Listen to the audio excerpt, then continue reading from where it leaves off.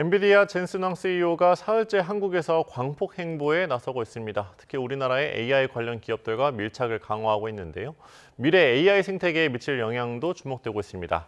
다만 젠슨 황의 방문에도 불구하고 반도체주를 중심으로 우리 증시가 지난 금요일 급락한 상황인데요. 내일, 월요일도 검은 월요일 우려가 커지고 있습니다. 관련 소식 이인철 참 좋은 경제연구소장 모시고 분석해 보겠습니다. 소장님 안녕하세요. 네, 먼저 젠슨 황 CEO가 사흘째 한국 일정을 소화하고 있는데요. 오늘 야구장 시구에 나섰잖아요. 두산 베어스 유니폼까지 입고 했는데 두산그룹과도 어느 정도 이제 협력 방안 같은 게 좀 논의되고 있는 상황인가요? 맞습니다. 이게 지금 그 두산구장에서 이미 시구를 했고요. BBQ 치킨을 113마리까지 단체로 주문을 해서 또 먹는 모습이 나타났는데 이게 사실은 야구 시구를 하는 거는 특정 연예인들의 전유물이었잖아요. 근데 CEO가 나서서 하고 싶다라고 원해서 만들어진 장소입니다. 굉장히 등번호도 의미가 있어요. 지금 젠슨 황 CEO의 경우는 93번을 달고 있습니다. 1993년 이제 벤처기업으로 아주 작은 벤처기업으로 출발했기 때문에 93번이라는 등번호를 그리고 박 전 회장은 두산이 꽤 오래됐어요. 두산이 100년 역사가 넘습니다. 1896년에 이제 창업을 했기 때문에 지금 96번이라는 등번호를 달고 타수구에 나섰는데 좀 보시게 되면 던지고 나서 좀 공이 떴어요. 이게 타자를 치든가 잡는 모습이 좀 잡혔으면 좋겠는데 아쉬워서 이게 다시 한번 좀 던지고 싶다라는 시그널인 것처럼 익힐 수 있는 동작을 계속 했는데요. 어쨌든 저 보면 물론 뭐 두산과 이제 접점을 좀 찾으라고 하면 두산이 이제 로보틱스라는 협동 로봇 사업을 키우고 있기 때문에 뭐 엔비디아 입장에서는 로봇의 두뇌 역할을 하고 있는 AI 반도체 칩을 갖고 있고 소프트웨어 플랫폼을 갖고 있기 때문에 어떤 접점은 분명히 있습니다. 근데 이제 그 전에 봤더니 아마 이제 젠슨 황은 하루에 오늘은 2치킨, 일일 2치킨이 아니라 2치킨 한 것 같아요. 지금 잠시 후 7시에는 저 인근의 삼성동에 있는 지난해 10월에 왔었죠. 깐부해동 장소 고기를 갑니다. 거기를 가서 최태원 회장과 만나다 보니까 여기서 지금 치킨 먹고 어제는 삼계탕을 먹었다고 해요. 그 전날에는 1차로는 삼겹살과 소주, 2차로 다시 치킨과 맥주를 먹었다라고 하는데 정말 뭐 K치킨, 깐부치킨뿐만 아니라 BBQ, 여기서 나와 있는 지금 SK가 별도로 주문했다라는 칩, 허니바나나 칩까지도 화제가 되고 있는 상황입니다.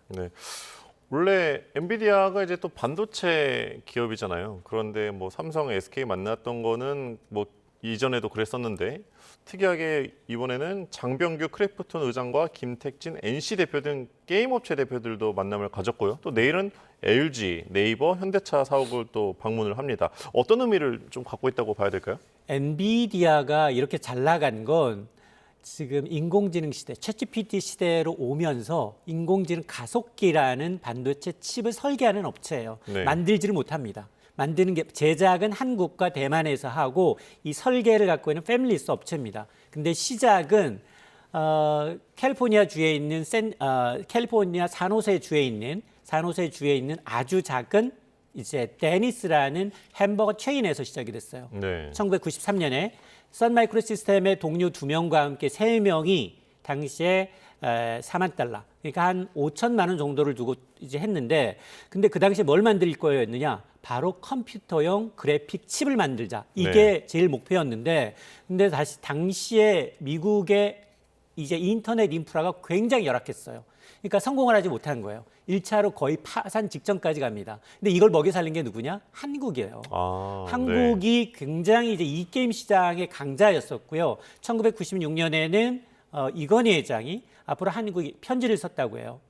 지금 젠슨 황 총재한테 앞으로 한국이 이 게임 시장의 강자가 될 테니 이 부분에 대한 사업을 해달라라고 요구를 하니까 그때부터 정말 1996년 이후에 줄곧 용산 전자상가 와서 그래픽 칩, 이 게임용 그래픽 칩을 팔았던 그런 시초가 있기 때문에 앞서 사랑합니다. 그리고 이제 엔비디아 같이 성장했다라고 얘기한 게 지금 그런 의미에서 아마 이제 PC방에 들어갔고요. 그러면 이제 앞으로 더 뭘 위해서 이쪽 PC방에 또 주력을 하고 있느냐. 오는 첫날도 지금 페이커를 만났어요. 이 게임의 왕자를 만났어요.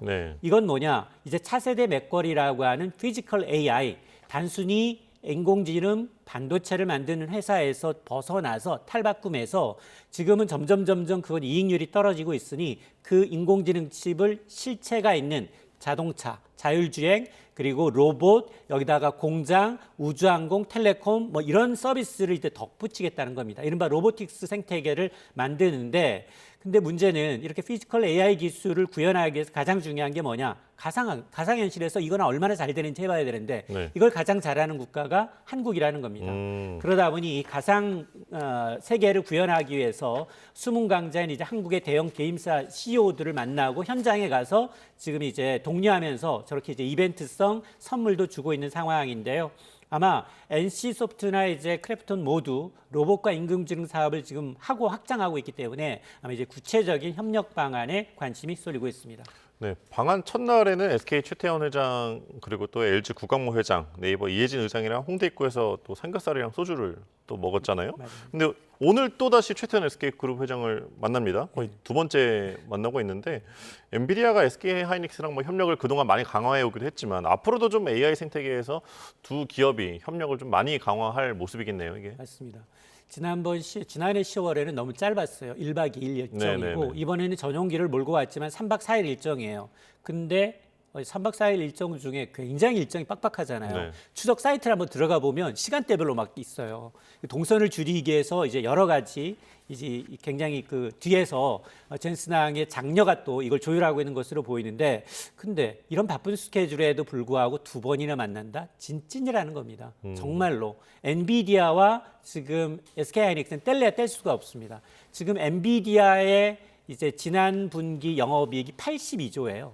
이 영업이익을 벌 수 있는 가장 큰 원동력이 뭐냐? SK하이닉스가 공급하고 있는 이 HBM이라는 고대역폭 메모리입니다.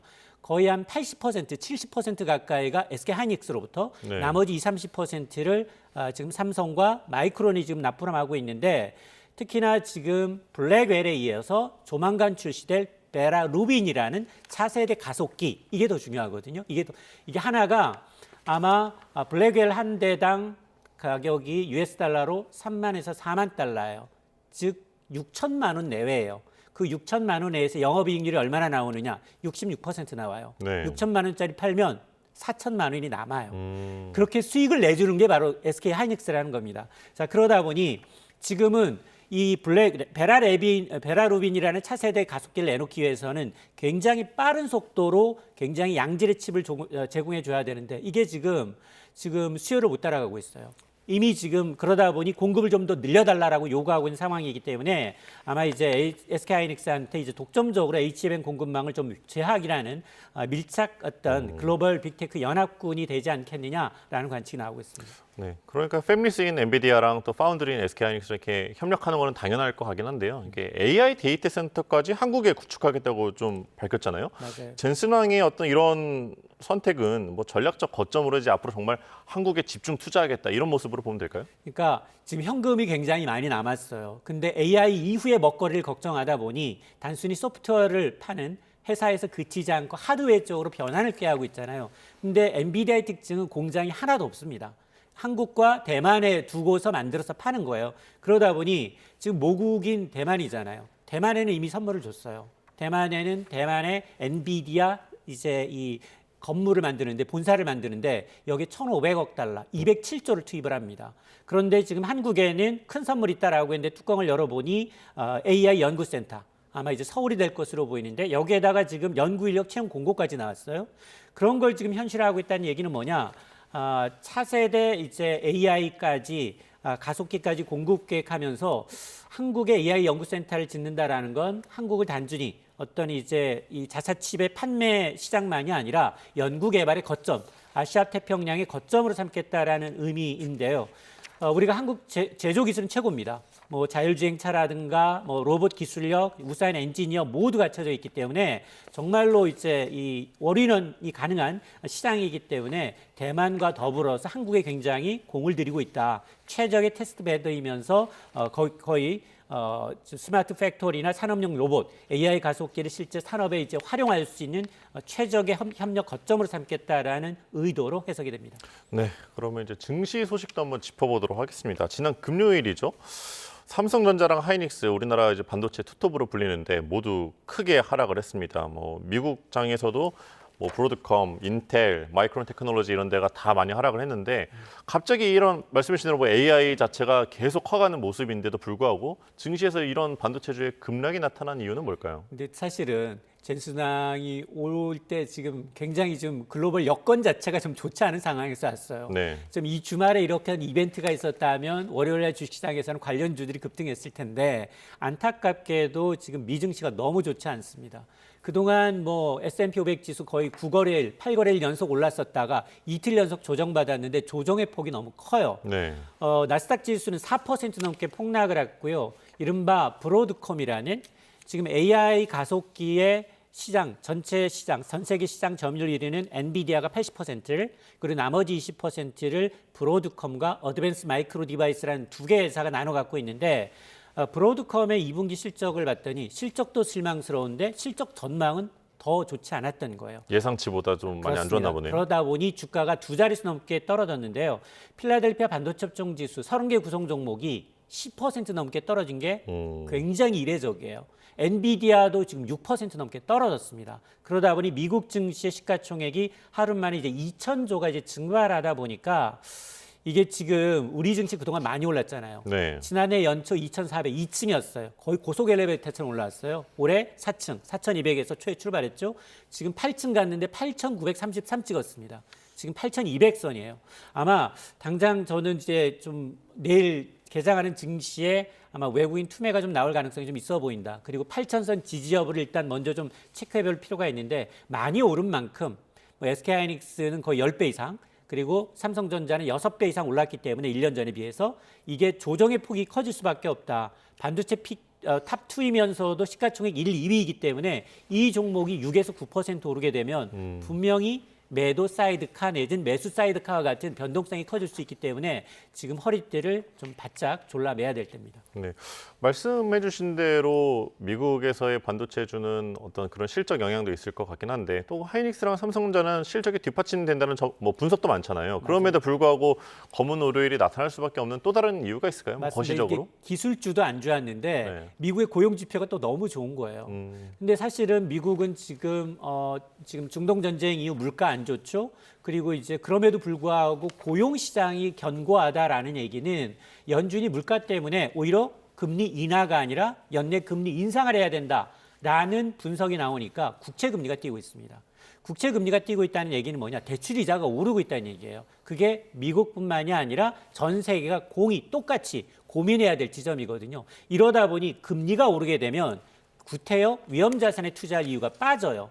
여기다가 또 하나가 있습니다. 미국 현지 시간으로 12일에 지금 뭐 스페이스 X라는 역대 최대 규모의 이제 IPO가 대기가 되고 있는데 이게 민간이 주도하고 있는 우주항공 산업을 주도한다라는 이유, 또 일론 머스크라는 이제 정말로 글로벌 어떤 이제 핫한 인물이 이 CEO이다 보니 여기가 지금 자금을 전 세계 자금을 블랙홀처럼 지금 흡수하고 있는 상황이거든요. 그러다 보니 이제 국내 증시에서는 외국인들이 20일 동안 국내 주식을 70조 원 가까이 내다 팔았습니다. 그러니까 이 역대급 이제 이런 대외 환경이 좀 불안한 데다 또 AI가 이제 지금 버블론까지 이제 겹치다 보니까 이게 반도체 업종주들 좋음에도 불구하고 실적 전망이 바뀐 게 아니에요. 반도체주의 실적 전망이 바뀐 건 아니지만 지금 많이 올랐었기 때문에 떨어질 타이밍에다가 이런 기술주의 조정 그리고 미국의 금리의 변화 이런 것들이 동시에 맞물리다 보니 낙폭이 조금 커질 수도 있겠다라는 얘기입니다. 말씀해 주신 대로 AI 버블론으로 이렇게 보는 좀 비관론자도 있잖아요. 소장님은 좀 어떻게 보세요? 코스피 만 달성을 위해서는 결국에는 반도체 투톱이 달려줘야 되는데 맞아요. 삼성전자, 하이닉스 어떻게 앞으로 계속 오를 수 있겠습니까? 사실은 이게 삼성전자, SK하이닉스는 뭐 6배, 10배씩 올랐기 때문에 그리고 이제 코스피가 지금 뭐 최근 들어서 이제 골드만삭스의 경우에는 코스피 12,000까지 제시를 했어요. 불과 한 달 전만 하더라도 한 9,000 정도 선이었는데 그리고 SK하이닉스, 삼성전자의 목표 가격을 보게 되면 뭐 61만 원, 뭐 SK하이닉스는 400만 원까지 지금 나오고 있는 상황입니다. 펀더멘털이 바뀐 건 아니에요. 근데 너무 많이 올랐고요. 지난해 75% 코스피 올랐다면 올해 2배 올랐어요. 그러다 보니 좀 쉬어갔으면 했던 바람에 여러 가지 이제 악재로 인해서 변동성이 좀 커지고 있는데요. 물론 반도체 기업들의 어떤 펀더멘털 자체가 문제가 생긴 건 아니에요. 그럼에도 불구하고 단기 투매가 좀 나타날 가능성이 있기 때문에 좀 하방 경직성은 어느 정도 확보하는 상황. 그리고 지금 어쨌든 외국인이 자금이 좀 들어오지 않으면 이게 지금 모래성 같아요. 계속해서 지수는 오르고 있지만 반도체 투톱이 전체 지수 상승분의 절반 이상을 지금 가져가고 있는 상황이기 때문에 지금부터는 전망의 영역이 아니라 위에 상단을 열어놓되 대응의 영역이다. 전망은 무의미합니다. 어느 누구도 코스피가 10,000 갈지 8,000 갈지 예견하지 못했어요. 오히려 이제 지금 우리 투자자들이 더 좋은 이제 예측력을 보여주고 있기 때문에 저는 이런 시장에서는 지금 사야 되나가 아니라 조정이 와도 상당 기간 감내할 수 있는 수준의 범위 내로 현금화하는 전략, 조금은 이제 고점을 맞추는 건 거의 불가능하기 때문에 보수적인 투자 전략이 좀 필요해 보입니다. 네, 말씀하신 대로 최근에 B2까지 또 문제가 될 정도로 많이 증시 자금이 몰렸었는데요. 또 다른 금융시장에 불안 요소가 있습니다. 원달러 환율이 장중에 1,540원을 돌파하기도 했고 또 간밤에 1,559원까지 올렸다고 하는데요. 이게 어느 정도 수준인지 짚어보니까 글로벌 금융위기 이후 최고 수준이라고 합니다. 맞습니다. 문제 있는 거 아닙니까? 수치만 보고 보면 보고 오게 되면 우리가 정말 글로벌 금융위기, 리만 브러더스 사태가 났었던 2009년 이후 17년 만에 최고치예요. 네. 1,500원 돌파했다고 역대 3번밖에 안 되는데 지금 3번이라고 위기라고 생각하지 않잖아요. 그 얘기는 뭐냐? 반도체 수출로 인해서 꾸준히 우리는 달러는 흑자예요.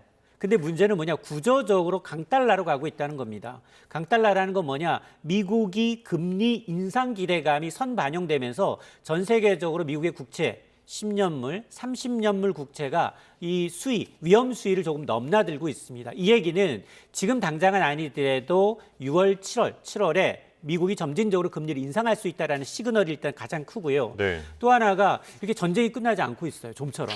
이렇게 되면 이게 위험 자산이 아닌 달러로만 또 자산이 쏠립니다. 달러 강세가 나타나고 있기 때문에 지금 우리가 이제 무역 수지 흑자 계속해서 내고 있다 하더라도 지금 당장 수출업 기업들의 달러를 보유하고 있는데 고민이에요.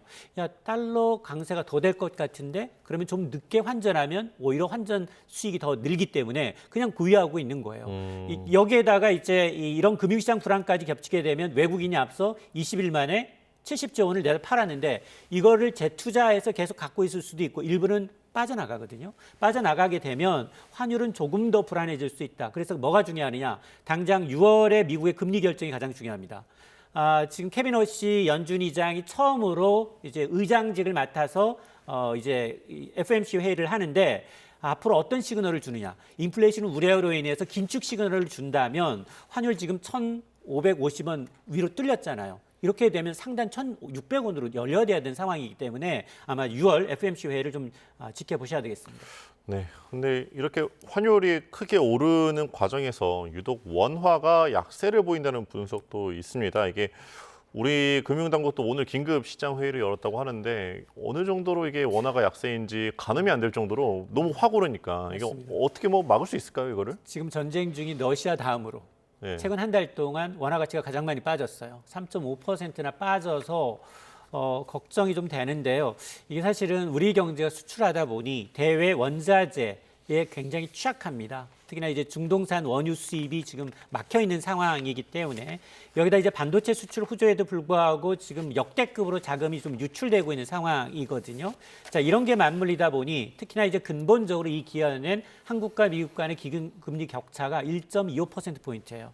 미국은 3.75, 우리는 2.5. 이게 여전히 좀 벌어져 있는 상황이었죠. 여기다가 미국이 추가로 금리를 올리게 되면 금리 격차는 더 벌어집니다. 자, 이런 것들이 맞물리고 있고 그래서 앞서 제가 이제 미국이 6월에 금리 결정, 물론 이번은 동결할 수 있습니다. 그럼에도 불구하고 7월 인상 가능성을 충분히 예견할 수 있기 때문에 이런 것들 또 미 연준의 어떤 매파 선택적으로 이제 긴축을 선호하는 사람들이 조금씩 발언권이 좀 세지다 보니까 이렇게 되면 외국인 입장에서는 국내 주식에 투자할 유인이 더 빠져요. 더 줄어듭니다. 그래서 우리나라 이제 환율 상단도 굉장히 위험해지고 특히나 이렇게 변동성이 더 커지는 이제 외환시장도 그렇고 우리 증시도 그렇고 외국인도 그렇고 변동성은 다른 어떤 나라보다도 가장 큰 시장이 될 수밖에 없는 상황입니다. 네, 국내 경제금융시장 이인철 참 좋은 경제연구소장과 이야기 나눴습니다. 감사합니다.